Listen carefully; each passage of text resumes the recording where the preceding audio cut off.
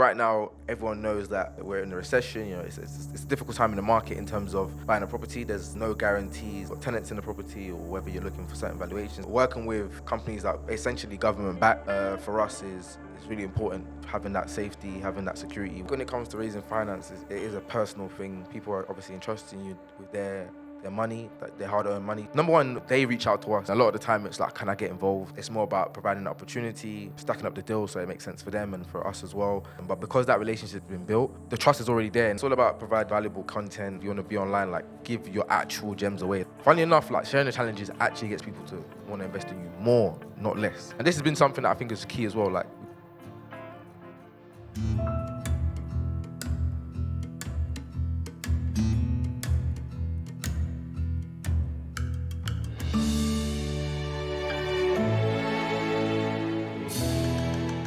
Welcome to the Property Funding Podcast, the podcast for property developers, giving them tips and lessons on how to raise funds for their property projects. Delighted today to be joined by Akin Obamakin. Yep. I think I've got that correct pronunciation, have I? You did really good, man. You did really good. Yeah, my Nigerian is improving.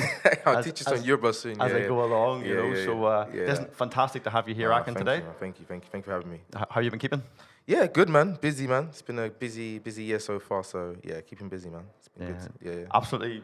Really looking forward to having you today. We've talked for a few months about doing this. I was on one of your podcasts I think about 2 years ago now. Yeah. Is that far back? It goes quick, isn't it? Yeah. Time just goes. Well, when you get to my age, it goes even quicker. You're one of the younger generation. Yeah, catching up, man. Yeah. Well, looking forward to getting into talk about property, a little bit of football that we've talked about in the past. Yeah, so 100%. We'll definitely get into that. But just really wanted to unpack your story and your journey. All of that's going to be great. So have you had to come far from where we are today? No. I'm in Southeast London at the moment. So yeah, not too far. It took about half an hour to get into Stratford. So yeah. Quick journey in. Yeah. It's good. So you are the co-founder and a director of Square Development Group. Yeah. So talk me through what exactly is that? Yeah, so Square Development Group came from, I'm one of the founders and directors, and then I'm a business partner as well. Goke is the other founder and director. And we started a few years ago, mainly do sourcing and development for social and supported living companies. So that came about really from just initially helping one company grow quite rapidly from sourcing deals for them. And then after we did it for them, we supported them on 2 developments that they did in Birmingham in the West Midlands. And then from there, we actually saw that there was a gap in the market. So we actually just carried on doing that, but did it for other organizations. So day to day, it's a lot of sourcing and management for them. And then we have a few projects that we kind of do with them and structure in different ways. So yeah. Cool. Okay. So you've got a good bit of experience in terms of delivering projects in that space. 100%. Yeah. Brilliant. Okay. And we kind of got to know each other through your sort of other passion, your other business, if you like. Property strategist, which I think is now called sort of Property Strat. Is that kind of the new buzz term for it? Is it? Yeah. I mean, people, I didn't even call it that. They coined it that. So yeah, again, I run that with my business partner Goke, and then also my other business partner Kenny as well. So. Yeah, it's just a platform that we use to document our journey, but also interview other people in the industry. And it started off as a podcast, but now it's pretty much just a media company. So we do everything from YouTube to TikTok, and then we do events as well. So we collaborate with different kind of organizations. Okay. So it started off as a simple podcast. I remember seeing sort of you and a couple of your friends sort of sitting around talking about property, bringing in some guests. It was very relaxed, very chilled. But obviously it caught the imagination in your community and wider than that. So I think you've got about 10,000 followers on Instagram. I think about 7,000 views on Spotify or listens on Spotify, should I say? Yeah, and about probably over 300,000 listens to your podcast. Yeah, overall, So when you combine all the Spotify, Apple Music, SoundCloud, YouTube, everything, it's about 300K plus. And then very good. On Spotify, it's about 6K for subscribers. And then obviously we've released some books and etc. stuff like that. But also some books as well. Yeah, we have one book we released, which was How to Buy a House. We did it quite early on in our podcast. And that kind of did really well as well. I was really like again, was supported really well at the time and things like that. And I think at the time when we started, I think it was a taboo thing to really talk about property as a young person. Okay. It wasn't something What age were you when you started to do that? I was 24 when I started the Property Strat platform. Okay. So about 6 years ago now. Yeah. Okay. Yeah. So you've hit the big 3-0 then, have you? Yeah. Recently, hit that number. So. Do you feel any different now that you're 30? Not really. I thought you get a new. I hope not. Wait till you get to 53. You'll start to feel a bit different when you get to 53. No. Obviously, when you start approaching the 30s, I think it's just you actually realize how young you are. Because obviously, when you're in your 20s, you put a lot of pressure on yourself to do certain things at certain times, and you get here, you're like, actually, I've still got plenty of time, but it's just different. You just use the experience that you've got to just keep going and just enjoy it. Yeah, brilliant. Okay. Yeah. Well, we're going to obviously get into a bit more about your property strat, as you call it now, your property journey, and also a bit of a discussion around sort of your passion around education of the younger generation. But what we tend to do initially, Akin, is what we call a quick fire round. Okay, cool. Okay, so you haven't seen these questions. These are just literally going to be fired at you. Okay. One-word answers. Okay. Just to let the viewers, listeners, understand a bit more about who you are. Okay. All right. Yeah. So here we go. One-word answers. Yeah. Favorite food. Chinese. There we are. Yeah. Favorite film. Titanic. Favorite country. Jamaica. Didn't say Nigeria. It just came to mind. I got 1 second. Jamaica. Okay. Ever been there? Yeah. Yeah. So you're based on being there, experiencing it. That's you want to. Okay. Fantastic. Favorite sport. Football. Yeah. Has to be. Yeah, has to be. Favorite team. Is where it gets controversial now. Favorite team. Oh my gosh! I mean, I have to say United because that's who I grew up on. But they're not doing that good right now, so it's a struggle. It's a struggle, man. It's a struggle right now. But yeah, shouts to United, man. Shouts to United. Yeah. Okay. Fair enough. You have to be loyal in the highs and lows. Yeah. So, they have a big following in Northern Ireland where I'm from. Yeah. Because of obviously George Best. Oh, okay. Yeah. Northern Makes Ireland. sense. Yeah. And with other players down through the years since then as well. Norman Whiteside was probably the last big one. Johnny Evans, obviously, who's back there at United now. Started at United. Yeah. Those two very big ones. good. Yeah. In fact, Johnny Evans' wife does some work for the BBC as well as MUTV. And as you know, I'm involved in a semi-professional club in Northern Ireland. Yeah. And a few months ago, we were on Football Focus. So amazing. Helen, Johnny Evans' wife, came to our club with the BBC Football Focus team. Wow. And we were interviewed by them. So I must dig out that link and send it to you. yeah, send it to me. That would be good to see. We're the smallest settlement anywhere in Europe with a football team in the top flight. Wow. So it's a bit of a... it's amazing. good for the marketeers. Yeah, I need to come down and watch a game or catch a you ticket. need to. We'll come back to that. I'm right in the middle of our quick fire round. You see, that's just talk football. Yeah. I mean, off we go. Right. So we'll go back to that. Team supported fine. Apple versus Android. Definitely Apple. Yeah. Sorry, man. No. Sorry, man. Now here's the big one. Here's the controversial one. Okay. All right, you ready for it? Okay, I'm going. Marmite. Do you like it or hate it? Come on, man. You can't. I don't do the Marmite. I don't do the Marmite. I tried that once when I was young. I might try again in my adult life again. I tried it when I was probably 11 or something. And just No. But I might circle back. You know what I mean? But no. Tried it once. Right now, it's a no. But I might come back. That's all right. I might come back. I think you're in the biggest group. The biggest group. Yeah. I feel like you wanted me to say yes though. I feel like you're in that group. No. Oh, okay, cool. Fair enough. No. Okay, cool. We had the last guest actually was a big yes. Really? Oh, right, okay. I might circle back just to see how I feel now. Yeah, just to check it again. Your taste buds are maybe matured. I feel like that's what. Yeah, I might be like, you know what? This is great now. Yeah. Okay, dream car. Porsche 911 maybe. Yeah. Okay. Yeah. No problem. Favorite property type.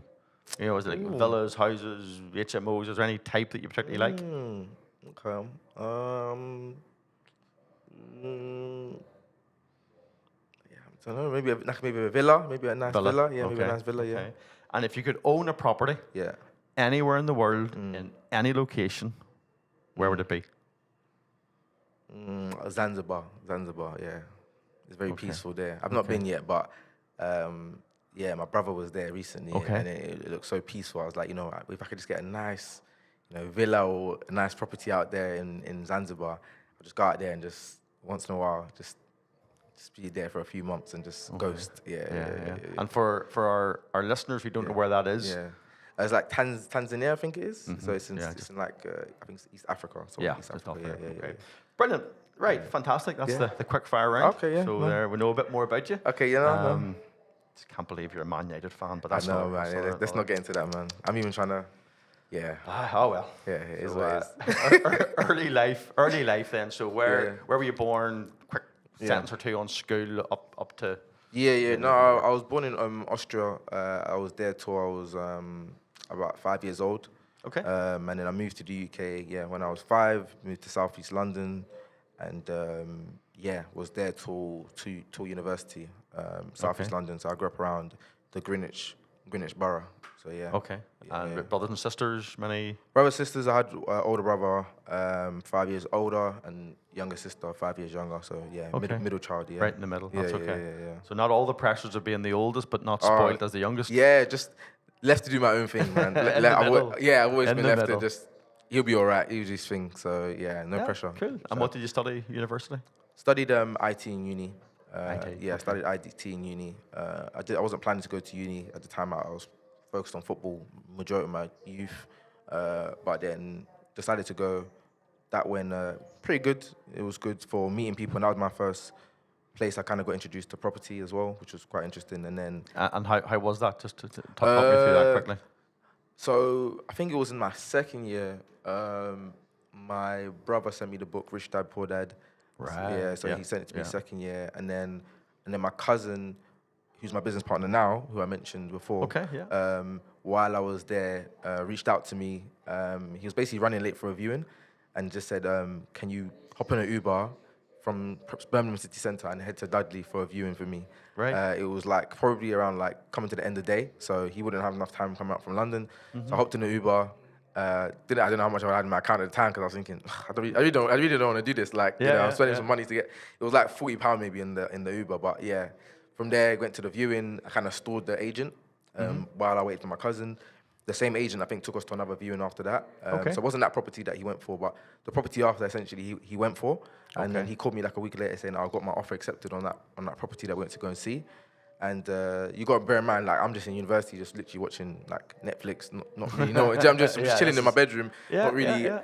But then when that happened, it kind of like sparked a thing in my brain, like, oh wow, like, oh, we can do this, like, there's something we can get involved in. And then a couple months later, basically, my brother ended up with my parents refinancing the family house, which was in London, and purchased 2 properties in a similar location in Dudley in the West Midlands. Right. And again, I was part of that process of viewing the property, so assessing you got that kind of experience of being involved in a daily transaction. Exactly. And then, from there, it was sort of like, oh, okay, like, I know that when I leave uni now, like, I'm apparently from a family that does property. That's what I told myself. I told myself I'm from a family that does property now. Okay. Not really knowing what was going on, and then that kind of just got me going when I left. Yeah. That's an interesting sort of entry to the market. Exactly. But you were saying there originally it was IT, I think, and marketing that I know, and then football. So did you have dreams of being a full-time professional footballer? Is that what you were aiming for, or was football just kind of a? Because I know you played semi-pro level at one stage. So what was your ambition, shall we say, through football? I think when I was young, I was always like it came quite naturally to play football. So played for like the district side, played for like the year above, got scouted like a few times and quite regularly as well in my youth. Okay. So I think by the time I got to but I didn't really ever take it seriously until like 15, 16, when other people my age were now getting like scholarships and like contracts. Then I realized, I actually need to take this stuff serious. So at that point, then started working with like, getting a trainer, getting an agent. Like, at that point, stuff like that. And then I think the ages of like sort of 15 to about 17, or I'll say like 14 to like 17, I started taking it serious, like, and actually being proactive and going to trials and making things happen. And then, it was going well. I got quite close, I felt, with a couple of clubs in terms of like playing with them and trialing with them. Who all did you try with? Who were some of the clubs? So I was with Barnet at youth level, which was around like 15, 16. Yeah, it's good and level. And then around that time, I went on quite a few different trials at different clubs like Brentford and AFC Wimbledon and things like that. Okay. So it was cool. Didn't really fully get into it, but I was kind of on the edge of it. And then I think because obviously coming from an African background and Nigerian background, like, where our parents are very strict on studying, so at that time, studies kind of fell by the way. So I had to make sure that I picked those up as well. So I kind of dropped a level so I can kind of balance the two. Right. So at that level, at that time, I went to a club called Tumbled Angels. So that was like around like 18, 19. Right. And that was semi-pro, you got semi-pro? Yeah, so at that point, I was playing like reserve and then play a little bit for the first team. And then at that time, it was like, am I going to go uni or am I going to just try and do this football thing? And I think that's when the big decision came. So there was a moment where you had to say football career or education, and you went education. Yeah. What position did you play? So specifically, I would say I was always a winger.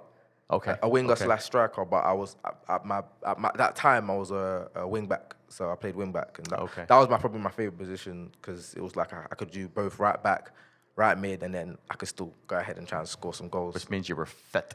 Yeah, I was fit and I was fast. To be a wing back. And I was fast. Speed as well helps. Above all, fitness. Yeah. Well. At that time, I was training like six times a week, so I was super fit. Good shape. Yeah. I had about 120 games for semi-professional level. I remember you told me. And I'd say maybe 2 seasons of that for a club called Carrick Rangers, where at wing back. Yeah. Which I didn't. Probably my favorite position would have been maybe right side centre half of a 3. Yeah. Okay. Cool. But it's a nightmare. The wing back, I just found. It didn't matter where you were on the pitch, you were in the wrong position. Always, If we were in possession, the coaches are like, you got to get up there, you got to support, you're the winger, you're the outlet. Yeah. But as soon as you lost possession, oh my days, why are you not back in covering? You'd be so far off the pitch, you're thinking, I just finished a run here, and I had to get all the way back. So and they don't see that. They don't see that. The length of runs. That's why you have to make sure you make a goal when you get up there. Like, I need to produce an assist. Absolutely. If not, I mean, in my day, obviously, you come back because it was so long ago. We didn't have all the stat sports and the vests, and I just wish the stats that you actually ran on the pitch and the amount of sprints you did. Now you can just press a button and it's all there. Yeah, I had a bit of that as well. Whole different level, you know. But and that's another conversation. Okay, so into education, then you obviously mentioned into the property there, which is really good. So talk me a little bit then about what you're doing. You know, you're doing sort of social housing, supported living. I suppose one question I have is, do you do that out of a purely social conscience? You're motivated maybe because of your family background or your own property journey and journey of life, or is it that it's like, you know what, that's where the money is right now in property? I think it's like 50-50, to be honest. I'm being honest. I think so obviously, as I mentioned, like, we do a lot of property sourcing for social housing groups, for supported living companies, and we also are now developing with them in different ways.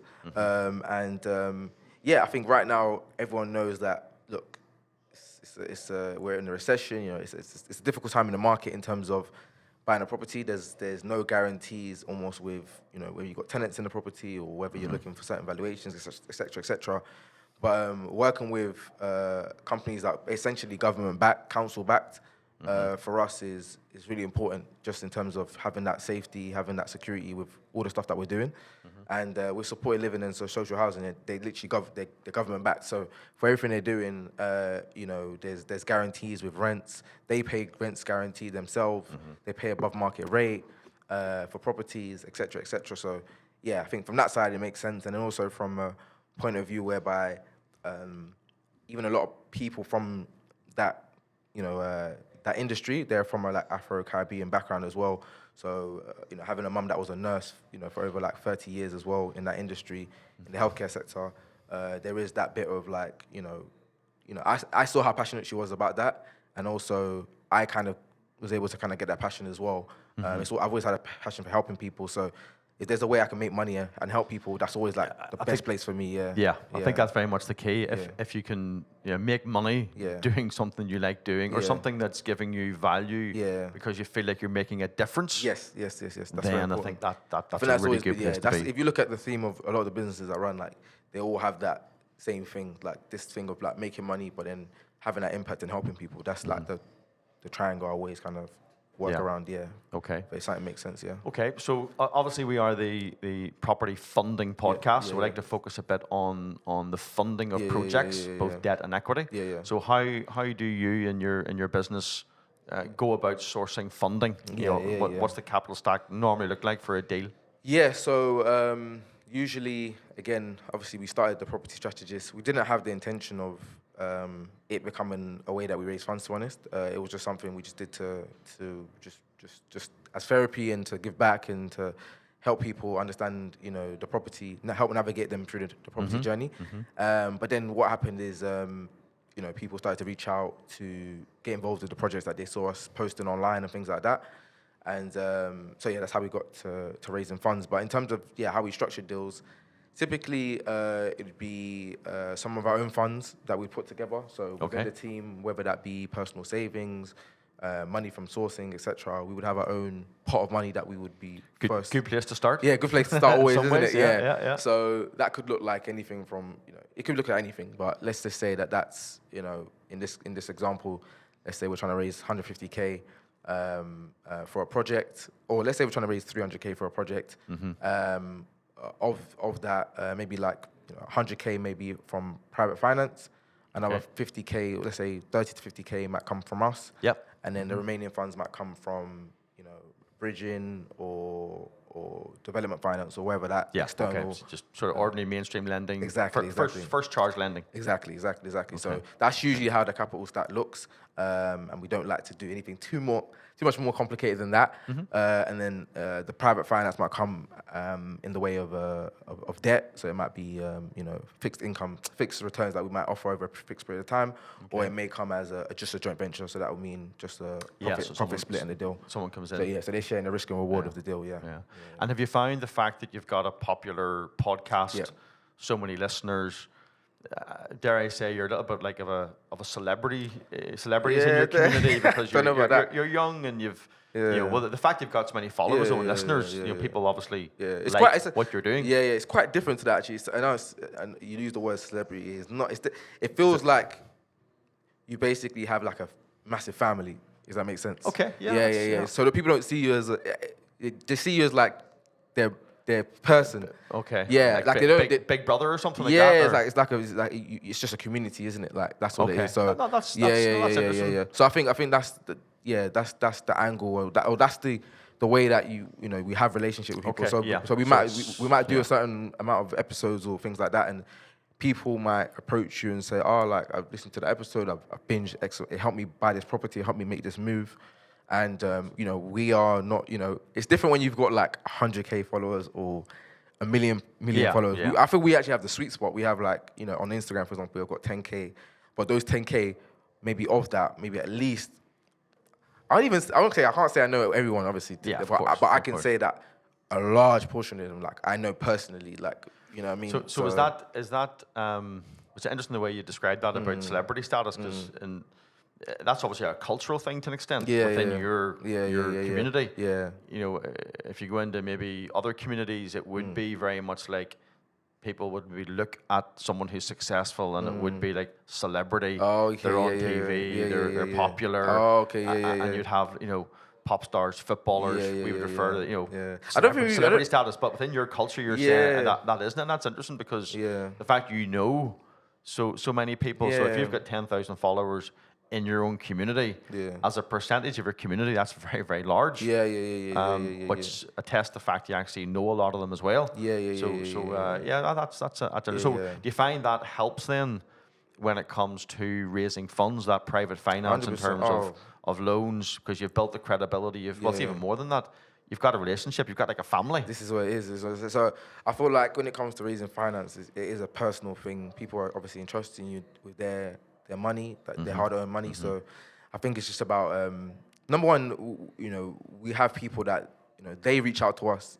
It's not even actually much of us like doing the bidding. A lot of the time it's like, can I get involved? Can we get involved? Can we do what we need to do? So it's more about providing an opportunity where it makes sense. Stacking up the deal so it makes sense for them and for us as well. But because that relationship's been built, it does help because it doesn't mean we have to. The trust is already there in that sense, which is massive when it comes to private investment into property. And we're quite open about, and we're quite forthcoming about how we help people as well. So you know, if whether it's sourcing deals for people or managing deals for them, even though it's not directly doing a deal, we'll show that. And then obviously when we do deals as well, we document that, make sure that they can share exactly what we've done. And I think the key as well was that we're very open around the challenges that we face.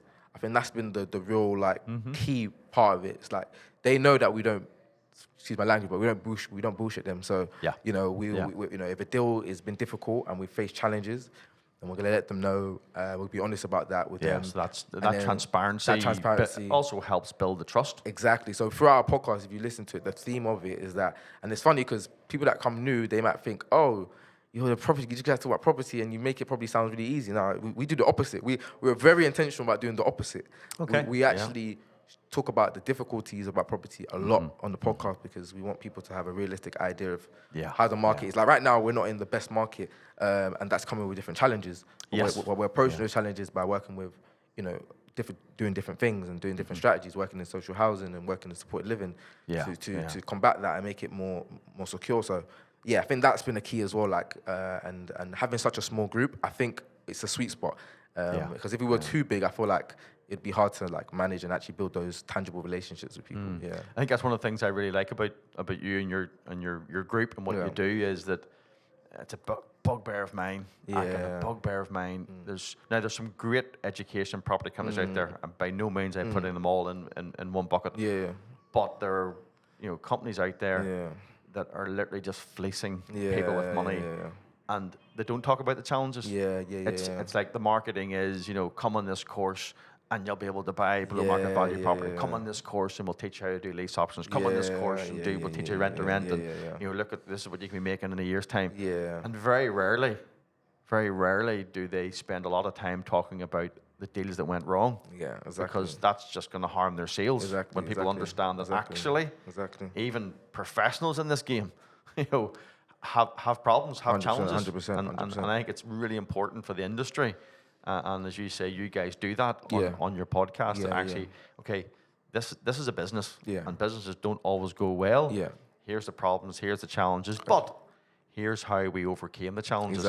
Here's how we addressed the challenges. That is where I think the real learning is. And I know that's what you guys do on the podcast. 100%. So I think that's literally been one of the USPs to what we've done. And you know, it's funny because obviously look at it now and go, oh, actually, you know, how much funds have we actually raised from the platform? How many deals have we been able to do from the platform? You know, the numbers around the platform and things like that. But funny enough, when we started it, we didn't expect anything because we didn't start it with the intention to do anything. You know, we just did it because it was like we're doing deals, whether that be as small as rent to rent deals or, you know, buy to let deals. But we're doing deals. Let's talk about what we're doing. And let's see who listens. And then it became a thing of us talking about the challenges that we're facing with tenants or with contractors or with building control or planning, like whatever the challenge was, we spoke about openly. And then people were actually able to use that to then mitigate those issues within their business. And so we had then a lot of testimonials, a lot of support. And I think, it's been really fun. And I feel like we almost did it accidentally before. Now we're coming back again recently and doing it intentionally now. We're like, okay, we know exactly where there's value in what we do. So let's be really intentional about how we do that now. Let's go into those spaces where we need to talk to people. Let's be intentional about the kind of content that we make. And also another thing is, well, like, you know, I'm from Southeast London. We talk as ourselves on the podcast as well. We don't come across like, don't get me wrong, we're very educated. Like we all got degrees and everything like that. But we also just normal guys, you know. You're not trying to be something you're not. Yeah, and I feel yourself. And I feel like, but growing a personal brand online now, that's what people respect. People like people. I agree with you. Like Gary V's one of my people I follow quite a lot back in the day, especially. And he used to just swear, and I don't like swearing, but he just used to swear and be himself. And I feel people resonate with that, so we've always tried to do that. There's an element of that exactly, for sure. Exactly. So you've got credibility, you've got trust, you've got relationships with obviously thousands of people in your community through your experience, your own contacts, your podcast. So talk me through the journey, if you like, for fundraising or the funnel. What is your activities? How do you turn those relationships, and particularly when someone contacts you and says, hey, Akin, how do I get involved in this? What's your model to turn that into funding for a project? Yeah, so I think number one, we're always constantly looking for funding. So we're constantly sort of have it in our mind that look, we want to look for, if we come across serious investors and people, we want to obviously work with them, things like that. I would say that the funnel is that we put out content. So I would say, for example, 2 types of content. One is value-based content. So we always have to be feeding the market with valuable content. We can't just be doing a call to action to come and give us money. I mean, that's something that's not gonna. It's not how we started, and it's no one likes that. No one is gonna resonate with that. So it's all about providing value to the market and not normal value. Like, we try to make sure every single episode is something that you've not heard before in a way that's not been delivered before, etc. Stuff like that. So it's about providing valuable information.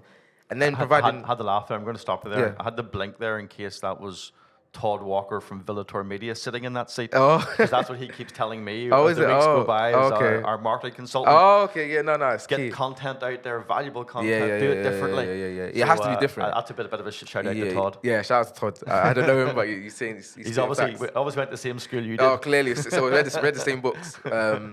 But yeah, it's all about providing valuable content. And that doesn't need to be you, sometimes that's getting a guest on. Sometimes that's interviewing other people and things like that.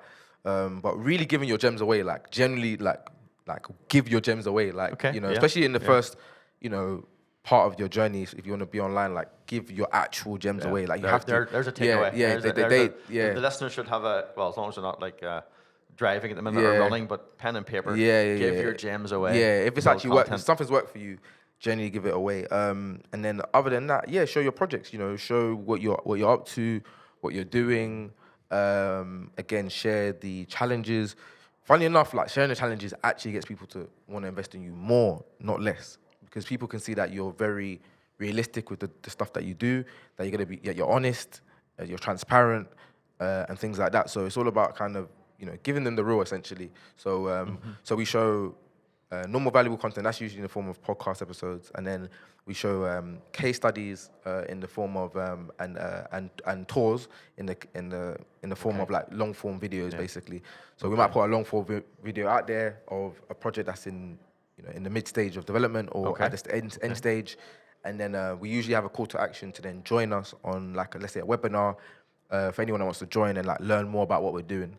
And then from the webinar, we then go into details. It'll be a free webinar, and usually we go into mid to high level details on what we're doing, how we go about doing it. If you want to do the same thing, this is how you can go about doing it. And then typically what happens is we have a call to action then for those that want to get involved and work with us on a long-term basis to then reach out and to arrange a discovery call.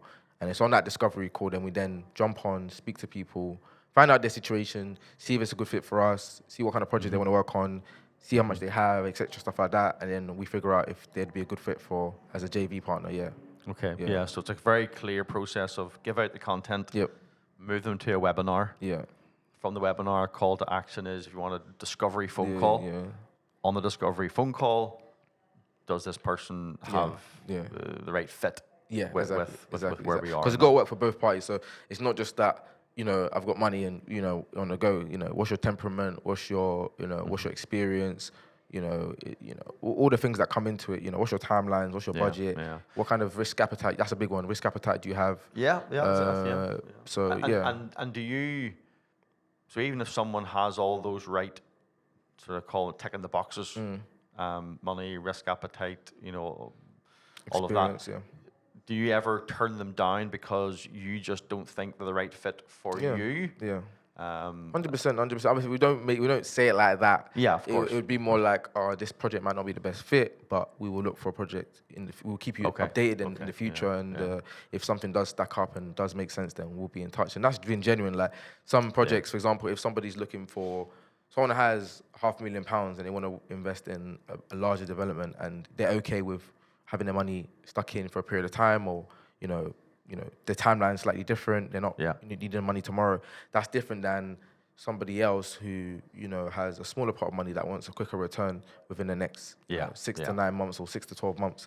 So it's about kind of matching people with the right kind of deals, that kind of temperament and things like that. But some people, it's just not the right time for them. And sometimes it's better suited for them to do and this has been something that I think is key as well, like giving them the advice that actually makes sense for them. So, you know, if someone comes and they've got a certain amount of funds, and it might make sense for them to just hold on to those funds for now, like, you know, and, you know, you say to them, you know, don't, you know, it might not be the best for you to do this thing, or, you know, if they at any point get cold feet, you know, we never push, you know what I mean? It has to be like, they need to want to do it, because if anything goes left down the line, I need to know that you wanted to do it, or you wanted to go ahead. So the decision needs to be always with them, no matter what. That makes sense. And that, in some ways, that then leads into the whole area of compliance and regulation, which we have discussed a lot. And we had some engagements over the last couple of years, because I know you were very conscious and sensitive about your activities being, you know, being compliant, and so we've had a number of conversations about your model and what you do, and obviously you tend to have one investor go into the project, which is fine. You know, so you're, you know, I suppose it's just around the messaging then that you need to be careful with. But in terms of, well, here's, I was talking to someone there recently, and they asked me a question. I'm just going to ask you the same question. Would you rather have an investor that has lots of money, but doesn't really understand property in terms of an investment, or would you rather have an investor who has, you know, smaller amount of money, but understands property and understands property investment? I think I would definitely say the latter, especially if the numbers weren't too far off. But that's been massive. Like when we had those investors that you know, they already know what they're doing, they're already aware of, you know, the compliance element, or you know, how investments work, or what to expect from a process like this. You know, those people, it's like a dream to work with them, because, you know, it feels like you're on the same team from day one, and there's a clear objective and there's a clear expectation as well. I think when the expectations, you're both on the same page, I think it's very easy to then enjoy the project, and both, because you're going to get challenges with each project. So even the challenges you're able to overcome, like communicating that to the investor and saying, look, this is the situation, and having them be level-headed and still be on the same team, also gives you confidence that, cool, they trust me, and, you know, I can still keep going ahead and stuff like that. And obviously, we had the latter as well. The first version, which is, you know, someone that's got money but's not really, you know, aware of what's happening, and that's not also easy to manage as well. So it's just about making sure that you know, we work with the right kind of people, and again, be really selective with the people you work with. It's not everyone that's got the funds that you work with. It has to be the right fit. So I think that makes very good sense. So in terms then of compliance and regulation, you're in a brilliant situation where you have this tribe of people, because in a sense, the way I look at the future of property, and particularly sourcing equity, or it could be private finance and structured as loans as well, of course, but this whole concept of tribe building, you know, when you look around the world today, and, you know, YouTube's a tribe, TikTok's a tribe, LinkedIn's a tribe, that's the way the world now operates. Apple users are effectively a tribe. You know, they have the brand evangelists out there that will queue for hours to get the very latest, you know, the latest edition of the iPhone. You know, they're passionate about their tribe effectively. So you're in a very strong position, because you've built your tribe effectively through, you know, the property strategist, the podcast, and everything that goes with that.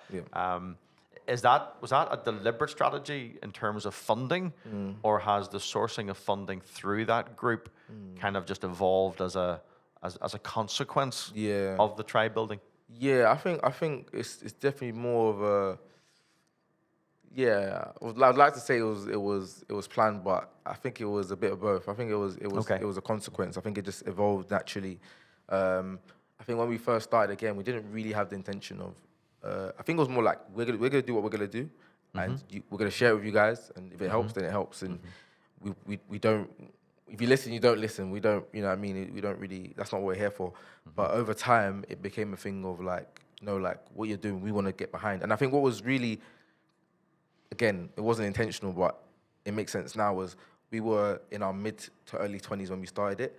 We're now in our late 20s to 30s. You know, now, and what's happened is most of the people were within our age group from the very beginning. So many people were listening to our podcast, or platform was at the time early mid 20s, but also to mid 30s. But now those people have shifted into, you know, mid to late 20s to then, you know, mid-30s to early 40s. Yes. So meaning they've moved on in life, meaning they've now got funds, you know. Yes. So they started off as students and young people at maybe grad jobs.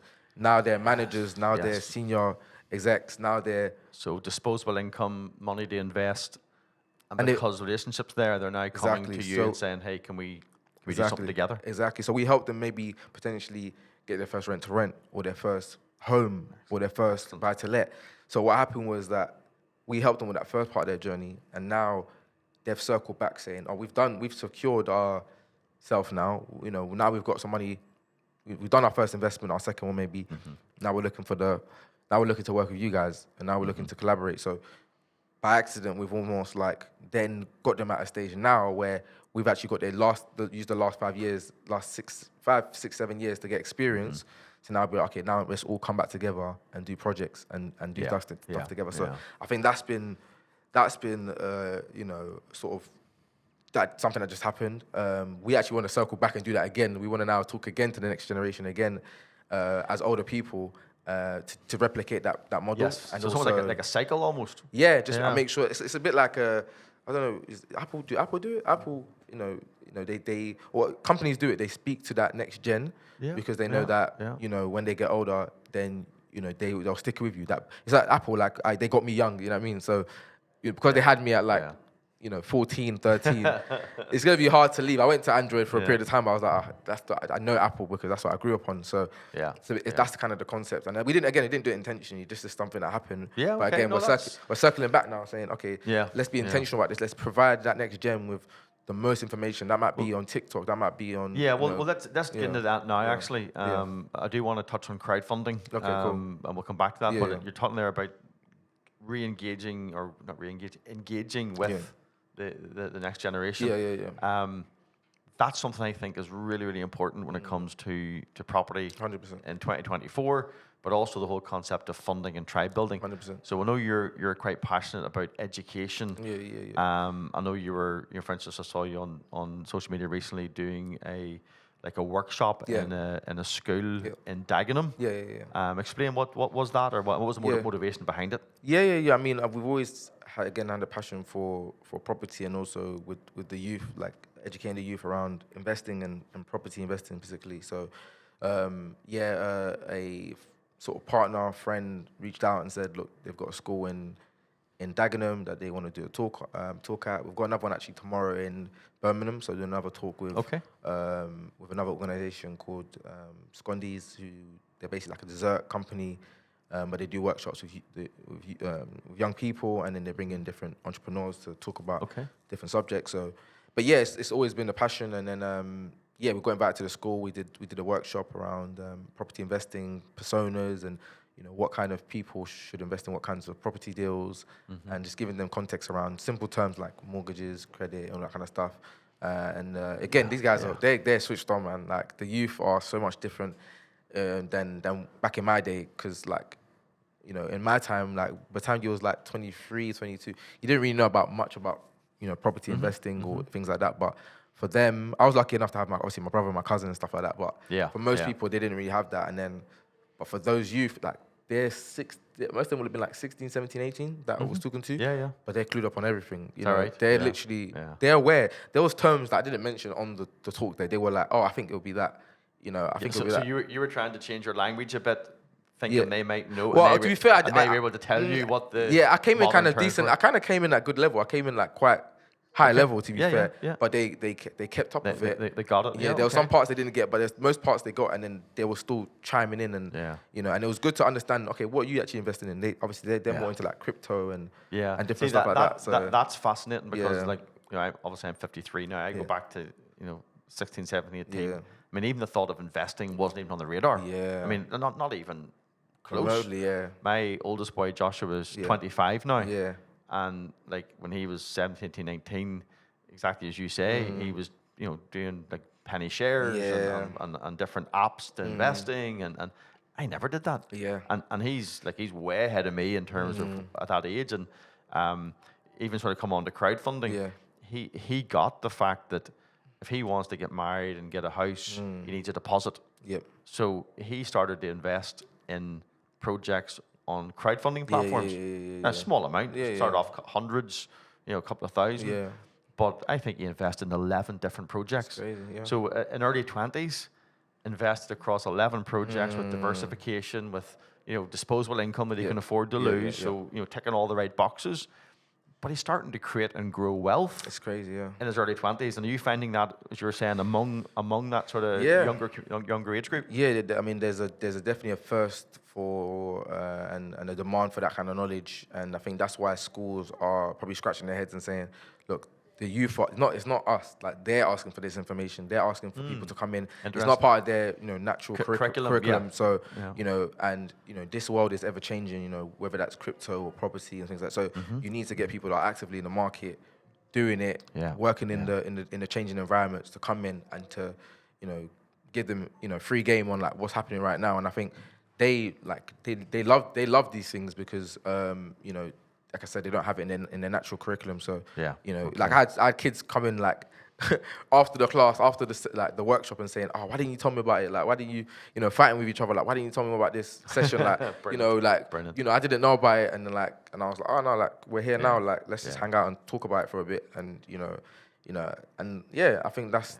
I mean, in the future, these guys, they're the future. So I think it's great that you have that kind of consciousness. That. How do we get the right information to the younger generation? Because certainly in my day, I mean, you were never taught in school what's the difference between an interest-only mortgage and a capital repayment mortgage. I mean, you went and got your education, you did your further education, you went out, and if you decided to get married or buy a house, it was like you were never taught anything to do with finances at school. It was a lot of it was gatekeeping, isn't it? It's a travesty. You're not, we're not doing our younger generation any service by not teaching them things like, and I know you get into conspiracy theories, and you're probably gatekeeping, which I'm guessing you're alluding to the fact that it maybe suits large companies, it maybe suits governments, to kind of keep the masses uneducated in these things, because when you start to analyze car loans, the cost of finance, you're effectively a slave to debt. Exactly. And yet our culture, particularly in the UK, I mean, it's just loaded. Everyone spends about 120% of what they make. 100%. And it's madness. It's absolute madness. 100%. So I love the fact that you and your guys are in amongst that generation and trying to point them and educate them and make sure they understand the opportunity in property. 100%. I think that's it. And they're the future talent as well. Like, I was saying off air as well, like the Gen Z, like for me personally, I think they're like the best generation. Like, they're talented like beyond their years. And they have like a level of ambition that's like just crazy. Like because they grew up in it. I'm a millennial, so I grew up on the internet, yes, but they literally lived in it. They did not. I knew a little bit before it, a tiny bit, but they literally don't know anything else. So they only know massive things, and they're very motivated. They're very hardworking. Most of them. So I think it's about tapping into that as well. If I'm being honest as well. It is, and I had my eyes open on that. Akin, back to the football. We'll always get back to football in the conversation. We'll always get back there. So a number of years ago, I'm a UFA license holder, and you've got to do like CPD to keep your license accredited. So what I did was it was a course out of Barcelona University. Oh, nice. So Barcelona, of course, not only have a football team, but they've got basketball teams and all different sports as part of their kind of university, as they call it, and they do a lot of high-level elite coach education. So I did a course. It probably took about 14 months all in all. You online and then tests and stuff, and you do obviously various homeworks and produce reports. But it was focused on elite youth player development, and it opened my eyes. I thought I knew about youth development, and so much of it was around exactly what you've just said. That the previous generations of footballers were maybe started off analog, then came to digital. Then you had those that were the millennials, and the amount of managers that were great managers who couldn't just cope with the new type of footballer. You see it a lot. But now Gen Z, and that was the thing they were talking about, that when you have young players that have only ever known digital. They've known nothing else. They don't communicate by looking you in the eye and having a conversation. No. And it's not about us older coaches making them, well, in my day, we could look someone in the eye and shake their hand with a firm handshake, and let's try and get the younger generation to do that. forget it. Yeah. They're totally different. They 100%. communicate by WhatsApp. They communicate online. Yeah. That's just their world. Yeah. And they're a lot more emotionally intelligent, I would say, as well. Like the Gen Z. So they'll, for example, they'll only work if they feel some sort of fulfillment with what they're doing. If that makes sense. Like they will do things that they are motivated by, that they're passionate about. Yeah. It's not just about the money for them. It's more for fulfillment and and then at the same time, on the other side of that, they're not scared by numbers as well. You know, they're not scared by big numbers or massive numbers. Like numbers is just a thing because they've always been online hearing big massive numbers. So they're just like, okay, cool. This is what you need to do. Yeah, This is what you need to do. Yeah. So have you come across Simon Sinek? Yeah, definitely. He's excellent at that sort of 100%, culture change and even how big corporations need to change. Yeah, they're probably struggling right now. Yeah, because the cultures in large corporates, they're very much for, you know, the old school and the new school. I don't know. They're really adapting. It's fascinating. Apparently, recruiters are really struggling with that right now because like they're struggling to keep people in jobs. Yeah, because you know, they're not motivated at the moment. Yeah. But no, it's all interesting. Yeah. So sort of coming towards the end of this. Again, property funding podcast is kind of the theme running through this.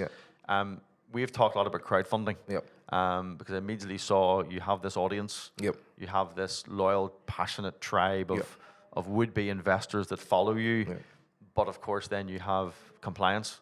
And obviously the FCA, Financial Conduct Authority, don't regulate the buying and selling of houses, but they do absolutely regulate financial promotions, giving of financial advice, and of course collective investment schemes, the pooling of multiple retail investors, particularly into a structure. So crowdfunding, you know, I know we've discussed this, but I want you just to speak to this as a concept for you, where you can have a project, you can have it approved as a financial promotion, market it through your social media, through your podcast to your audience, and then structure, you know, capital stacks that involves multiple private investors, and that takes you on a journey where over time those investors may invest more often and invest more money with you. So what's your thoughts of crowdfunding as a concept, and is that part of your funding strategy going forward, do you think?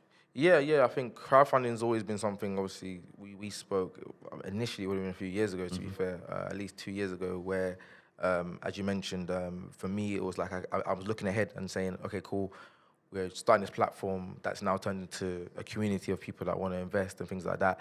And not only us as well, by the way, at the same time we're growing our thing, there's so many other amazing platforms that are growing as well at the same time that we're also building relationships with as well. So we can then collaborate on events and things like that. But we're gonna be, and we are in position to have, you know, a lot of people coming together to raise funds. So it's about how do we do this in the most ethical, in the most legal way, essentially. So that's why initially I even wanted to have a conversation and try and figure that bit out. In the short term, that's helped because, you know, we've been able to promote deals, you know, properly and legally and things like that. But I think the next stage of the evolution of the platform is going to be pulling funds together to do larger developments and things like that. And crowdfunding seems to be the route that I think we're going to go down. Obviously for a number of different reasons. Obviously it's FCA regulated. But it basically, we don't have to overthink the rules, you know, because once we're on the platform and the deal's there, we just follow the rules of the platform. It takes a while to have a platform like that all together and things kind of put together. So when we're just working with those companies directly, we don't have to overthink it, basically. We've done what we need to do, create the community, and they're almost the middle, you know, platform to help us then, you know, raise funds efficiently. So we've made plans for that. I reckon sort of Q3 and 4 of this year is something that we're going to look at to launch officially as a team and as a group. But yeah, right now it's sort of finishing off the projects we're doing at the moment. We've got a really good niche where we think we're quite solid around with the social housing and supported living. So there's ways we can structure deals very efficiently, especially for over the next at least 3 to 4 or 5 years. And then also now just again getting back into the content, getting back to the flow of getting, you know, people interested again around what we do. And then towards the end of the year, latter stages of the year, we're then going to start presenting opportunities to then people to come together, and that'll be through crowdfunding, most likely. Okay. Fantastic. Well, we're going to have to come to the end here. 2 quick questions at the end. Number 1, any don't do's, anything that you've done and you would just quickly say to people if you're fundraising, don't do it this way. Any of those come to mind? Yeah, I think I mean we're very careful to do this, but just be careful with the numbers. You know, don't oversell the numbers, overcook the numbers. Good one. You know, especially in the market that we're in now, you need to be very, very conservative about the numbers that you're putting out, and be really, really realistic around the expectations around the whole project. You know, how it's going to run, timelines, and just having a clear line of communication. Like, things may and will go wrong, so it's just about you know, communicating with the investors. This is the situation at the moment. You know, this is how we're resolving it. This is how we're going to get around it.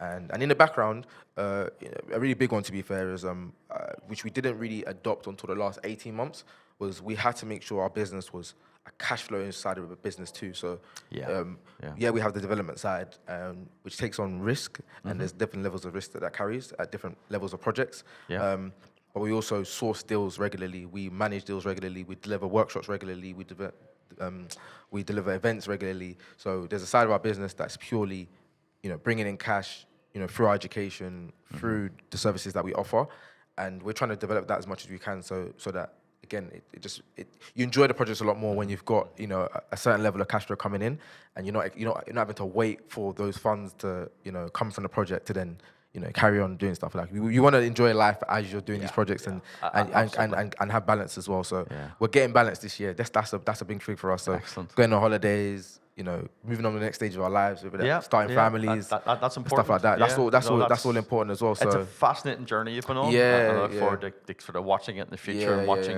your funding journey. There's absolutely some great insights there. I can really appreciate that. I have to end with one question. Okay. Talk me through the best goal you ever scored. Oh, oof. You know what? Yeah. Okay. I'm sure there's loads, but don't say you've never scored a goal. No, of course not. I scored quite a few goals in my time. This was actually for my trial at Barnet. I came at like 15, 16, and we had like a big trial game. And I remember basically like picking it up from halfway line, taking on a few guys, like doing a couple of skills, coming in, doing a couple of skills, going in, and I see the keeper from the distance off his line, and I kind of like strongly flicked it, and it's sort of like kind of basically lobbed him, and it's gone back in the net. So yeah, I scored it a few times like that, but yeah, man, it was good times, man. I ain't playing for a while. I'm not, you know, playing actively right now, but yeah, I'm still young, so I can still come back and make an appearance once in a while. Yeah. There's now walking football, which I have to look at now at my age. It gets like that. But yeah, thank you for having me. Absolutely fantastic, man. I really appreciate man. you coming in. All right. Absolutely love that, and I can't wait to get this out. And keep watching your journey. Yeah, thank you so much for having me, man. Fantastic. All right. Cheers.